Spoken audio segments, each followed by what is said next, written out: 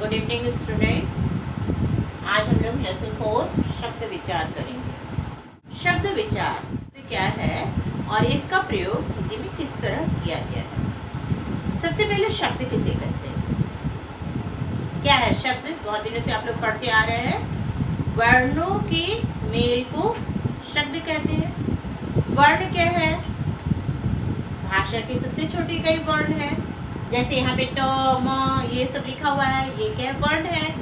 वर्णों के मेल से जो बनता है वो शब्द कहलाता है। यहाँ देखेंगे चित्रों के नीचे लिखे गए दोनों शब्द अनेक वर्णों के मेल से बने हैं। यहाँ पे टमाटर है और तितली है।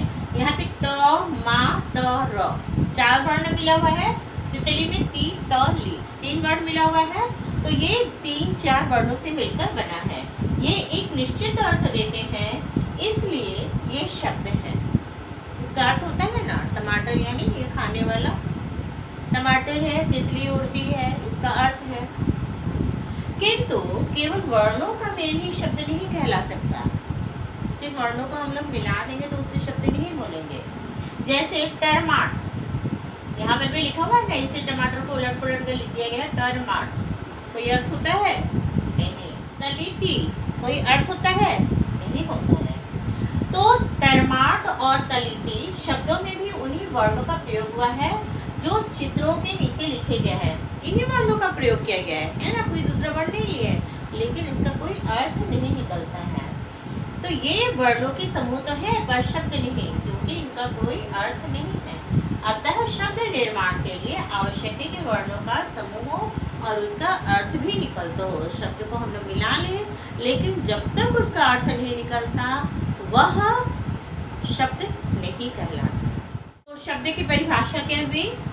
एक से अधिक वर्णों के मेल से बनी सार्थक ध्वनि शब्द कहलाती है। यानी जिसका अर्थ निकलता है वही शब्द कहलाती है। हिंदी भाषा में अनगिनत शब्द भंडार है, बहुत सारे शब्द भंडार है। प्रयवची है, अगर तुम एकार्थक लेते हो, अनेकार्थक लेते हो, विपरीतार्थक लेते हो, तो इसमें बहुत सारे शब्दों का प्रयोग किया गया है। इन शब्दों को 4 आधारों पर बांटा गया है। 4 तरह से इन्हें बांटा गया है। इनकी उत्पत्ति कैसे हुई है, ये शब्दों का निर्माण कैसे हुआ, शब्द कैसे आए, इसे हम लोग 4 भागों में बांटते हैं। पहला है उत्पत्ति या स्रोत के आधार पर, दूसरा है रचना या बनावट के आधार पर, तीसरा है प्रयोग के आधार पर और चौथा है अर्थ के आधार पर। हम लोग एक एक को अच्छी तरह से समझेंगे। हिंदी भाषा में प्रयुक्त शब्द मूलतः कहाँ से उत्पन्न हुए और कहाँ से लिए गए हैं, इस आधार पर शब्दों को 4 भागों में बांटा गया है। यह उत्पत्ति या स्रोत के आधार पर जो है ना, इसे भी हम लोग 4 भागों में बांटते हैं।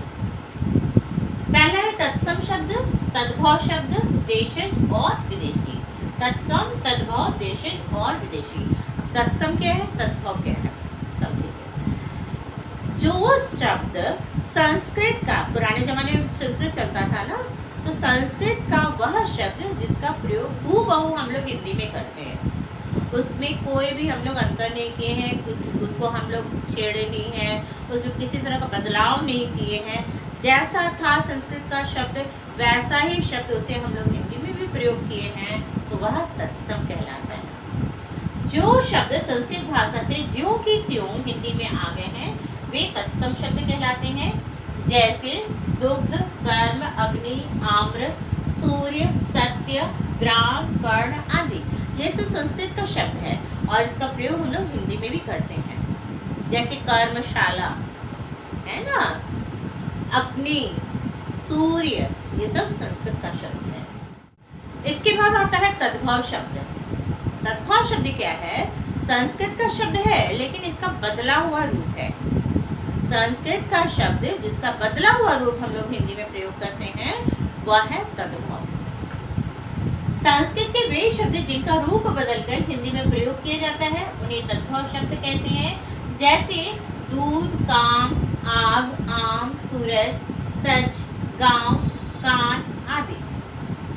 दुग्ध था, दुग्ध संस्कृत का शब्द, लेकिन हम लोग बोलते बोलते उसे दूध कर दिए, तो ये दुग्ध का बदला हुआ रूप है, इसलिए इसे क्या कहते हैं? तद्भव। यहाँ पर तत्सम और तद्भव शब्दों की सूची बनाई गई है, तुम्हें याद करना है कि कौन सा तत्भव शब्द है और कौन सा तत्सम। दिवस, दिवस को हम लोग, ये तत्सम शब्द है, ये तत्भव है। दिवस दिन, निद्रा नींद, अर्ध आधा, घृत घी, मयूर मोर, पत्र पत्ता। पत्र का दो अर्थ होता है दरअसल, पत्र यानी पत्ता भी होता है और एक चिट्ठी भी होती है। तो यहाँ पर पत्र अगर संस्कृत का शब्द ले रहे हैं तो वह पत्ता होता है। चंद्र चंदा चांद, नृत्य नाच, शत सौ, दधी दही, नासिका नाक, रात्रि रात, कूप कुआं, दंत दांत, हस्त हाथ, पद पैर, मुख मुख, क्षेत्र खेत, सर्प सांप, गौ गाय। तो इस तरह ये संस्कृत का शब्द तत्सम कहलाया और संस्कृत का विकृत रूप यानी उसका बदला हुआ रूप तत्भव कहलाया। क्लियर। तीसरा नंबर में आता है देशज शब्द। देशज क्या है? भारत के अलग अलग क्षेत्रों में जो शब्द बोली जाती है और उसका प्रयोग हम लोग हिंदी में करते हैं। क्षेत्रीय भाषा का शब्द जिसका प्रयोग हम लोग हिंदी में करते हैं वह देशज कहलाता है। अलग अलग क्षेत्रों में बोली जाने वाली भाषाओं की बोलचाल के जिन शब्दों का हिंदी में प्रयोग होता है वे देशज कहलाते हैं।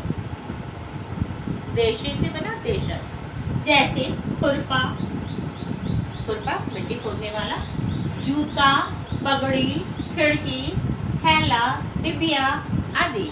ये कहीं और की भाषा नहीं है, ये हमारे देश की ही भाषा है, लेकिन ये अलग अलग क्षेत्रों में इसका प्रयोग होता है और उन शब्दों का प्रयोग हम लोग हिंदी में हूबहू करते हैं। और इसके विपरीत विदेशी, जैसा नाम से लगता है, जो शब्द अन्य देशों की भाषाओं से हिंदी में समाहित हो गए हैं वे विदेशी शब्द कहलाते हैं। अंग्रेजी का है लेकिन उसका प्रयोग हम लोग हिंदी में करते हैं। जैसे वह स्कूल जा रहा है, स्कूल तो इंग्लिश शब्द हुआ ना जी, उसको हम लोग हिंदी में क्या बोलते हैं? पाठशाला। लेकिन पाठशाला का प्रयोग हम लोग नहीं करते, स्कूल का ही प्रयोग करते हैं, स्टेशन का ही प्रयोग करते हैं। तो ये सिर्फ इंग्लिश शब्द है और आराम से हम लोग हिंदी में भी उन्हीं शब्दों का प्रयोग कर रहे हैं, इसलिए ऐसे शब्दों को विदेशी शब्द कहते हैं। लिस्ट बना हुआ है अंग्रेजी से, अरबी से, फारसी से, पुर्तगाली से। इन सारे शब्दों का प्रयोग हम हिंदी में करते हैं, ये सब विदेशी कहलाते हैं। जैसे अंग्रेजी से doctor, school, rail, telephone, station. अरबी से, ये अरबी भाषा, जिस शब्दों का प्रयोग हम लोग हिंदी में करते हैं, किताब, अमीर, खबर, साबित, शिकायत। फारसी से जमीन, अफसोस, आसमान, फकीर। पुर्तगाली से, पुर्तगाल में बहुत दिनों तक हमारे देश में थे ना, फीता, चाबी, तंबाकू, बाल्टी। ये सारे शब्द हिंदी के नहीं हैं बल्कि दूसरी भाषा से हम लोग लिए हैं। तो इस तरह उत्पत्ति या स्रोत के आधार पर चार तरह के होते हैं, चार वर्गों में बांटा गया है। एक है तत्सम, दूसरा तत्भव, देशज, विदेशी। ठीक है। इसके बाद आ जाओ दूसरा, रचना या बनावट के आधार पर शब्द भेद। रचना किस तरह उसकी बनावट हुई है, तो इस आधार पर शब्दों को तीन भागों में बांटते हैं, रूढ़, यौगिक, योग। रूढ़ क्या है? रूढ़, यौगिक और योग रूढ़। रूढ़ क्या है? जब शब्दों को टुकड़ा करते हैं तो टुकड़ा करने के बाद में उसका जो अलग अलग टुकड़ा निकला उसका अर्थ नहीं निकलता है तो वो रूढ़ कहलाता है। वे शब्द जो प्रयोग होते होते किसी अर्थ विशेष के लिए निश्चित हो गए हों, उसका अर्थ होता है और जिनको अलग करने पर कोई अर्थ नहीं निकलता उन्हें रूढ़ शब्द कहते हैं। जैसे यहाँ पे कमल है, कमल का अगर दो टुकड़ा करते हैं तो दोनों टुकड़ा का अलग अलग अर्थ नहीं निकलता है। इसी तरह घर, घर का अगर दो टुकड़ा करते हैं यानी घर, कोई अर्थ निकलता है नहीं। कमल में कम लौ, कम का तो अर्थ निकलता है लेकिन लौ का तो कोई अर्थ नहीं निकलता, इसलिए ऐसे शब्दों को रूढ़ कहते हैं। इसके बाद आ जाओ यौगिक शब्द। यौगिक का अर्थ होता है योग, योग का अर्थ होता है मेल। दो शब्दों के मेल से जो शब्द बनता है वे यौगिक कहलाते हैं। 2 शब्द होता है इसमें और 2 शब्दों का जो मेल हो जाता है इससे जो नया शब्द बनता है वो यौगिक कहलाता है। जैसे रसोई घर, इसमें एक है रसोई, दूसरा है घर। बैल गाड़ी, उसमें बैल एक शब्द है, गाड़ी एक शब्द है। इसी तरह पाठशाला, पाठ एक शब्द है, शाला एक शब्द है। तो 2 शब्दों के मेल से एक नया शब्द बना, वह कहलाया यौगिक। इसके बाद है योग रूढ़। योग रूढ़ भी यौगिक की तरह होता है। इसके 2 टुकड़े करने पर अर्थ तो निकलता है, लेकिन ये जो अर्थ है ना, जो योग रूढ़ शब्द है वो अपने शाब्दिक अर्थ को छोड़कर किसी और अर्थ को प्रकट करता है। जैसे वे शब्द जो यौगिक होते हुए भी किसी विशेष अर्थ को प्रकट करता है उन्हें योग रूढ़ कहा जाता है। जैसे दश प्लस आनन, क्या हो गया? दशानन। दशानन एक शब्द है, इसका अगर हम टुकड़ा करते हैं तो होता है 10 प्लस आनन, यानी 10 सिर वाला, 10 मुख वाला कौन है? रावण। जब दशानन बोलते हैं तो दशानन बोलते समय में हमारे दिमाग में आता है रावण का चित्र। तो दशानन रावण को बोला जाता है। इसी तरह एक दंत, एक प्लस दंत, एक दांत वाला कौन है जी? एक दंत भगवान गणेश को बोलते हैं, है ना। तो यह अपना जो शाब्दिक अर्थ है, एक दांत वाला तो नहीं बोलते, जो अपना शाब्दिक अर्थ को छोड़कर किसी और को बताता है वह कहलाता है योग रूढ़। दूसरा उदाहरण देखिए, चतुर्भुज। चतुर प्लस भुज, चतुर्भुज 4 भुजाओं वाला कौन है? भगवान विष्णु। विष्णु भगवान है, विष्णु भगवान की 4 भुजाएं होती हैं, इसलिए इन्हें चतुर्भुज कहलाता है। प्रयोग के आधार पर शब्द भेद। तीसरा है प्रयोग के आधार पर किस तरह इसका प्रयोग किया जाता है। तो इसको भी 2 भागों में बांटते हैं, एक है विकारी, दूसरा है अविकारी। विकारी शब्द क्या है? जिन शब्दों में लिंग, वचन और कारक के कारण विकार या परिवर्तन उत्पन्न हो जाते हैं वे विकारी शब्द कहलाते हैं। जैसे लड़का जा रहा है, जा रहा है यानी जाना एक क्रिया है, जा रहा है। लड़का है तो बोलेंगे लड़का जा रहा है। अगर उसी जगह में एक लड़की जा रही होगी तो बोलेंगे लड़की जा रही है, यानी लिंग के कारण परिवर्तन हुआ। वचन के कारण भी परिवर्तन होता है। जैसे लड़का जा रहा है, लड़के जा रहे हैं। एक लड़का है, जा रहा है, बहुत सारे हैं, लड़के जा रहे हैं। तो यहाँ पर लिंग, वचन और भी है संज्ञा, सर्वनाम, विशेषण, क्रिया के कारण क्या होता है? वाक्य में अंतर होता है, वाक्य में बदलाव होता है, क्रिया में बदलाव होता है, इसलिए उसे विकारी शब्द कहते हैं। तो ये 4 प्रकार के हैं, लिंग, वचन और कारक के कारण विकार उत्पन्न हो जाता है, वे विकारी शब्द कहलाते हैं। विकारी शब्द के अंतर्गत आता है संज्ञा, सर्वनाम, विशेषण, क्रिया, जिसका अलग अलग पूरा लेसन है। दूसरा आ जाइए अविकारी शब्द। इसका ठीक विपरीत, जिन शब्दों के रूप में लिंग, वचन और कारक के कारण कोई विकार, कोई परिवर्तन नहीं होता, अतः वे अविकारी शब्द कहलाते हैं। ये भी 4 है, क्रिया विशेषण, संबंध बोधक, समुच्चय बोधक, विस्मय आदि बोधक। इसका भी पूरा एक लेसन है। जैसे मान लीजिए धीरे धीरे, वह धीरे धीरे जा रहा है। लड़का जा रहा है तब भी बोलेंगे वह धीरे धीरे जा रहा है, लड़की जा रही है तब भी बोलेंगे वह धीरे धीरे जा रही है। धीरे धीरे शब्द में कोई अंतर नहीं हुआ, है ना। तो ये अविकारी शब्द कहलाता है। अर्थ के आधार पर शब्द भेद। अर्थ के आधार पर शब्द के 2 भेद होते हैं, एक को सार्थक, दूसरे को निरर्थक शब्द कहते हैं। सार्थक शब्द जैसे कि लेसन का स्टार्टिंग में ही मैंने बताया, सार्थक शब्द क्या है? जिस शब्द का अर्थ होता है वह सार्थक शब्द कहलाता है। जिस शब्द का अर्थ नहीं निकलता है, सिर्फ वर्णों का मेल है, कोई अर्थ नहीं निकलता है, तो वह निरर्थक शब्द कहलाता है। जिन शब्दों का कोई अर्थ निकलता हो वे सार्थक शब्द कहलाते हैं।